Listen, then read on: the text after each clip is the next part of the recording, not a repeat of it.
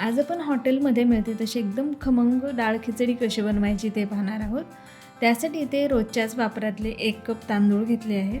त्यामध्ये अर्धा कप मूग डाळ, पाव कप तूर डाळ आणि पाव कप मसूर डाळ घातली. हे आपल्याला एकत्र करायचं आणि स्वच्छ धुवून घ्यायचं आहे. आता यासाठी तुम्ही फक्त मूग डाळीचा सुद्धा वापर करू शकता. आता हे धुतलेलं डाळ तांदूळ कुकरमध्ये घ्यायचं. त्यामध्ये 6 कप एवढं पाणी घालायचं. थोडी हळद घालायची, चवीनुसार मीठ घालायचे आणि हे आपल्याला शिजण्यासाठी ठेवायचे.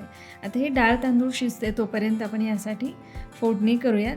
पॅनमध्ये तेल घेतलं, त्यामध्ये तूप घातलं आहे. त्यामध्ये तमालपत्र, दालचिनी, जिरं, कढीपत्ता, बारीक चिरलेला कांदा घातला. यासोबतच भरपूर असं बारीक चिरलेलं आलं, लसूण आणि हिरवी मिरची घालायचं, परतून घ्यायचं. नंतर यामध्ये आपल्याला हळद, लाल मिरची पावडर, धनेपूड घालून मिक्स करायचे आणि बारीक चिरलेला टोमॅटो घालून तो मऊ होईपर्यंत परतून घ्यायचा. त्यामध्ये मीठ घालायचं.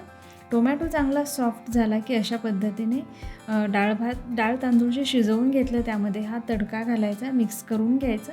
नंतर यामध्ये गरजेप्रमाणे गरम पाणी घालून मिक्स करून हे पुन्हा गरम करायला ठेवायचं.